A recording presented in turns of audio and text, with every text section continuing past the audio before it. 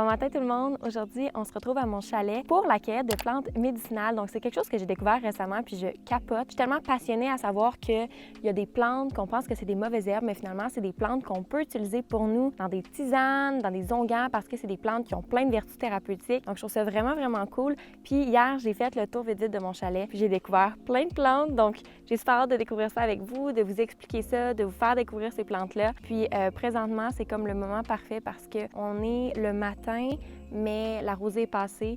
Donc, c'est le moment parfait pour cueillir ces plantes-là. Donc, on y va tout de suite.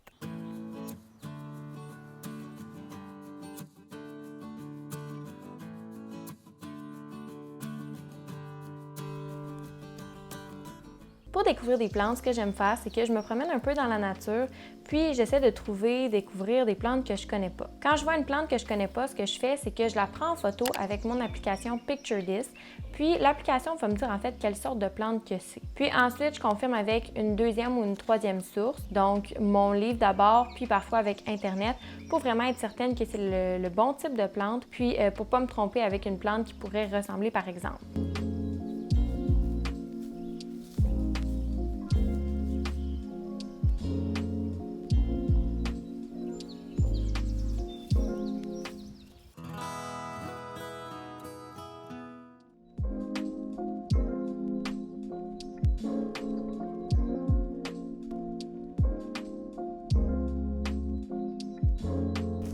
Ici, on a quelque chose de vraiment nice qui est du trèfle rouge. Donc, je vais vous montrer ça. Ça, là, c'est sûr que vous connaissez ça. C'est quelque chose de tellement commun qui pousse partout. Mais le trèfle rouge, c'est pas juste une mauvaise herbe. En fait, ça a énormément de propriétés qui sont méconnues. Donc, premièrement, ça l'aide pour la ménopause en régulant les hormones. Aussi, ça l'aide pour plein de problèmes de peau comme le psoriasis, l'eczéma, pour la toux même. Donc, c'est assez surprenant. Puis, c'est une plante qu'on peut manger en salade, qu'on peut mettre dans des onguents, dans de la crème par exemple, puis qu'on peut prendre aussi sous forme de tisane. Donc, le trèfle rouge, si vous en avez sur votre terrain, sachez que vous pouvez faire ça avec le trèfle rouge. Fait que je trouve ça vraiment cool. Mais ça, c'est pas une plante que j'ai besoin pour l'instant, donc je vais tout simplement la laisser là.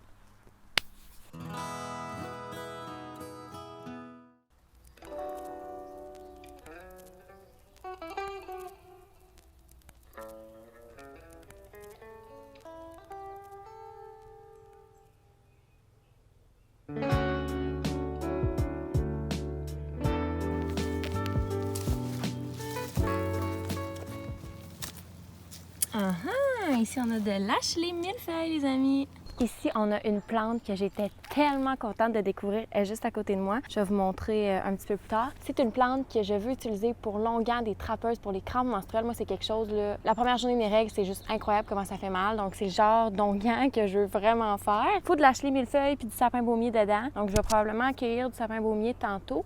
Puis, ce que ça fait, c'est que c'est un anticoagulant. Donc, ça stoppe les saignements, dans le fond. Pour celles qui ont des saignements abondants, c'est quelque chose qui peut vraiment vous aider. Mais non seulement ça aussi, ça l'aide beaucoup après les accouchements pour les douleurs pelviennes. Là, c'est pas mon cas pour tout de suite, là, mais en tout cas, sachez que c'est quelque chose qui peut aider pour ça. Ça l'aide aussi pour des nombreux problèmes de digestion. Donc, c'est vraiment une plante qui pousse un peu partout. On utilise toute la plante au complet. C'est une plante qui a 1000 vertus, vraiment trop nice.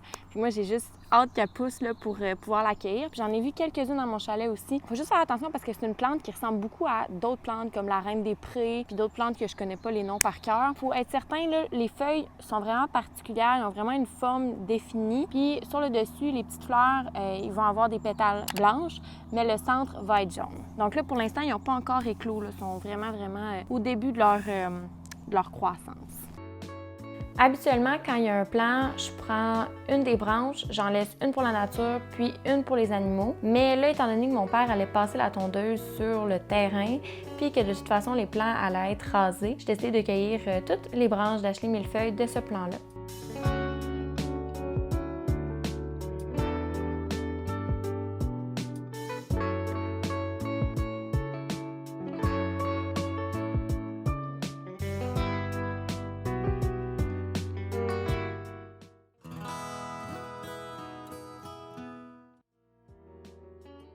J'ai aussi cueilli des feuilles de framboisier sauvages pour les utiliser en tisane. Donc, c'est la première fois que je cueillais ça, mais à ce qui paraît, c'est extrêmement bon pour les crampes menstruelles, il y a déjà énormément de tisanes sur le marché qui sont faites avec ces feuilles-là. Donc je me suis dit pourquoi pas essayer, étant donné qu'on a énormément de plants aussi au chalet. C'est important de cueillir les feuilles avant la floraison, donc à ce moment-ci de l'année, c'est vraiment un bon moment pour ça.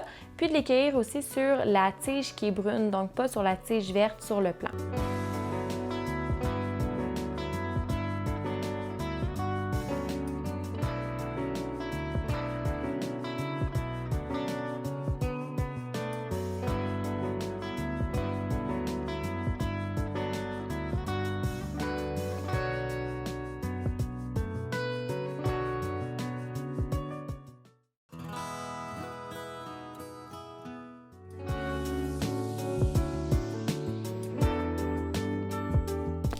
J'ai tellement chaud, là. Il doit faire environ 30 présentement. C'est incroyable. Ce qui est le fun avec le plantain, c'est que c'est une plante qui est merveilleuse pour les piqûres. Je sais pas vous, mais moi, je suis du genre là, à vraiment me gratter jusqu'au sang. Là. Quand j'ai des piqûres, c'est assez difficile pour moi de ne pas me gratter. Puis le plantain, ce qui est le fun, c'est qu'il y a une petite huile à l'intérieur de la feuille qui va venir aider pour les démangeaisons. Ça va venir vraiment extirper le genre de petit poison, dans le fond, qu'il y a à l'intérieur de nos piqûres. Fait qu'il faut cueillir les feuilles, mettre ça dans un macérat d'huile, puis après ça, on peut l'utiliser dans nos onguents. Ça désinfecte aussi. Puis ce qui est le fun, c'est que si, par exemple, vous êtes en nature, là, vous n'avez pas nécessairement votre onguent avec vous, vous pouvez juste prendre la feuille, la mâcher, puis faire une petite boulette, puis après ça, venir vous le passer comme sur votre piqûre. Aujourd'hui, c'est quelque chose que j'aimerais vraiment cueillir, le plantain. Il est encore petit. Je vais checker ça si je pourrais pas en voir d'autres parce que, honnêtement, j'aimerais ça en cueillir. Il en faut au moins 50 grammes.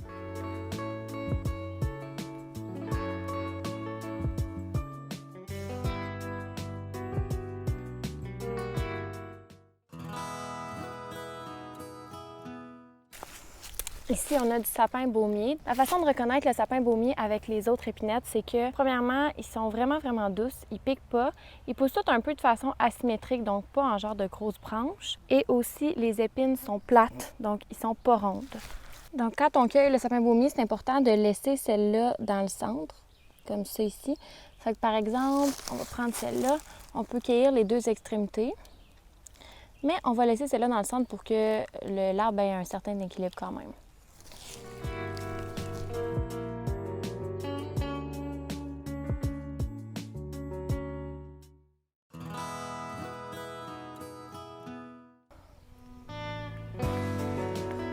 La prêle, ça pousse absolument partout. Donc, on en a ici, une belle, mais il y en a aussi ici. Il y en a tellement beaucoup. La prêle des champs. Faut faire attention parce qu'il y a deux types de prêles. Il y a la prêle des champs puis la prêle des marais. En fait, celle-là, je ne sais pas encore c'est laquelle. Le truc pour le savoir, c'est, voyez-vous, il y a la gaine ici, qui est l'espèce d'affaire qui est comme un peu noire. Puis, il y a des articles, parce que la prêle des champs, c'est comme des genres de petits articles qui s'enlèvent comme ça. Donc, il faut tout le temps que le premier article, qui est celui-là, ici, il soit plus long que la gaine. Mais là, honnêtement, je trouve que c'est un peu ambigu. Tu sais, c'est le genre de prêle que je prendrais pas parce que, malgré que c'est plus long, mais j'en ai déjà trouvé que c'était vraiment plus... ça paraissait plus que c'était vraiment ça, là. Fait que je la prendrai pas. La prêle, vous pouvez l'utiliser dans les shampoings que vous faites sous forme de petites poudres. Ça va être super minéralisant. Alors, la prêle des champs ici.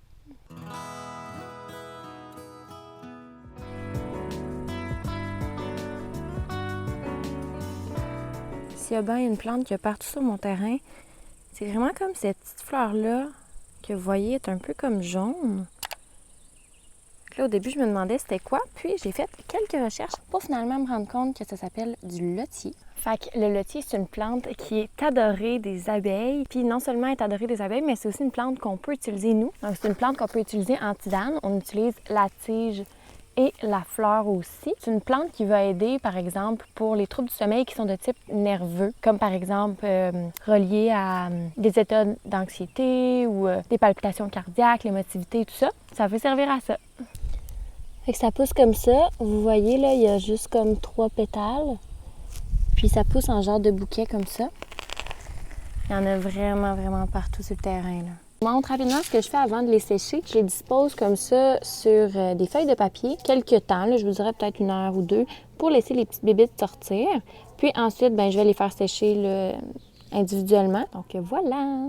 Bon, fait que là, je reviens de me baigner. Comme vous pouvez voir, j'ai mon maillot en dessous, puis paraît-tu, ouais, j'ai mon maillot en dessous, puis les cheveux un petit peu pêle-mêle. Donc, j'espère que vous avez aimé la vidéo jusqu'ici. Ça a été une petite, mais une bonne récolte. J'espère que je vous ai appris quelques petits trucs sur les plantes. Si vous avez aimé la vidéo, n'hésitez pas à me le dire dans les commentaires. Dites-moi aussi quelle plante que vous utilisez pour soit faire vos onguents ou pour n'importe quoi, dans le fond. Si c'est pas fait, ben abonnez-vous, puis moi, je vous dis à la prochaine pour une autre vidéo. Bye tout le monde!